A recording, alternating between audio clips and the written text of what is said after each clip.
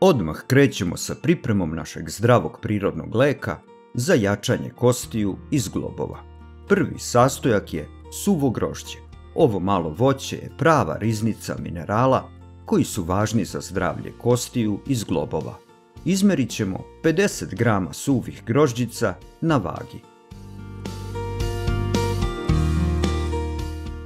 Sljedeći sastojak su suve šljive. Bogate antioksidansima i hranljivim materijama, suve šljive pomažu u jačanju kostiju i smanjenju upala u zglobovima. Izmerit ćemo također 50 grama suvih šljiva. Treći sastojak u receptu su suve kajsije. One obiluju kalcijumom i magnezijumom, ključnim mineralima za jačanje kostiju i očuvanje hrskavice.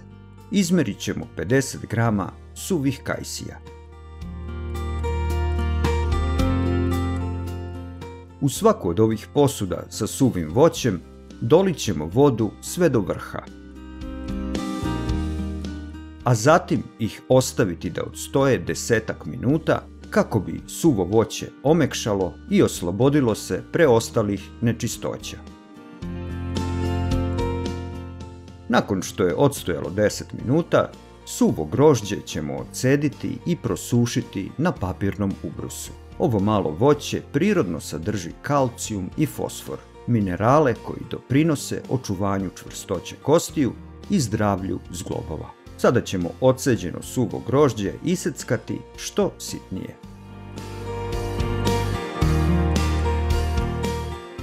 Prebacujemo ga u jednu veću činiju. Izvadit ćemo i suve kajsije iz vode i pažljivo ih procediti na papirnom ubrusu. I njih sečemo na što sitnije kocke. Pošto su omekšale, njihova priprema je sada puno lakša. Suve kajsije bogate su magnezijumom, mineralom koji igra ključnu ulogu u očuvanju zdravlja kostiju i zglobova. Magnezijum poboljšava apsorpciju kalcijuma i doprinosi mineralizaciji kostiju, čime ih čini jačima i otpornijima na lomove. Prebacujemo i njih u veću činiju zajedno sa suvim grožđem.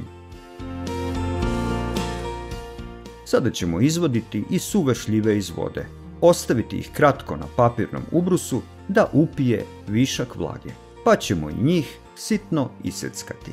U suvim šljivama pronalazimo obilje vitamina K i polifenola, koji doprinose očuvanju gustine kostiju i smanjuju rizik od osteoporoze. Prebacujemo i suve šljive u veću činiju zajedno sa suvim grožđem i kajsijama.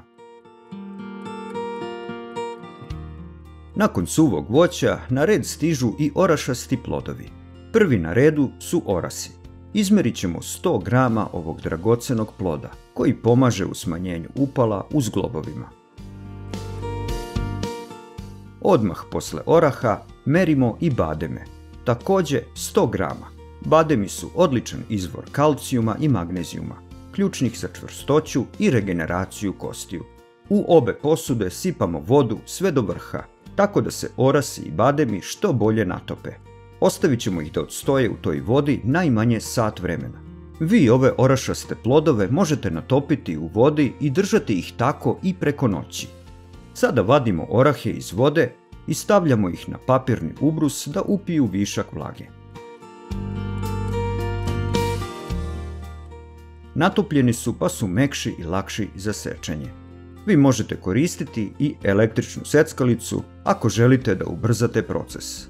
Orasi su izuzetno korisni, posebno za starije osobe koje boluju od reumatoidnog artritisa.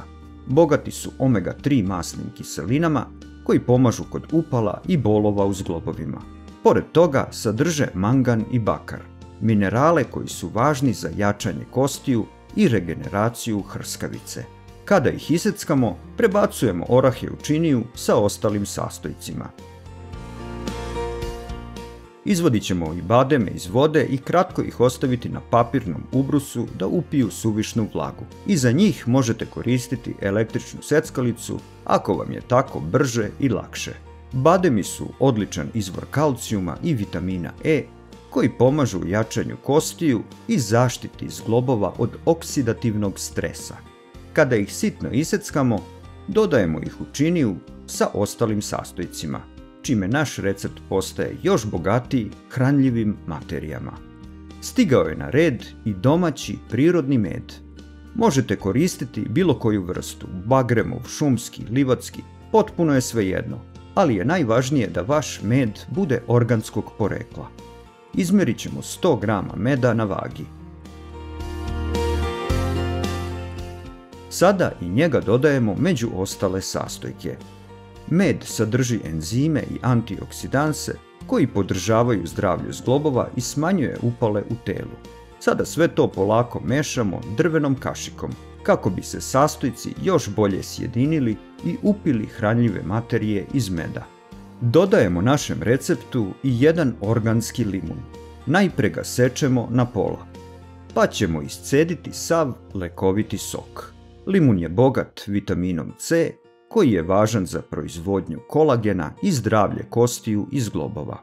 Limunov sok izručujemo u našu zdravu smesu i sve ćemo još jednom dobro promešati. Svaka od ovih namirnica ponaosob korisna je za naš koštano-zglobni sistem, a kada se ovi sastojci zajedno spoje, dejstvo im se pojačava, posebno za obnavljanje hrskavice i prirodno lečenje artritisa.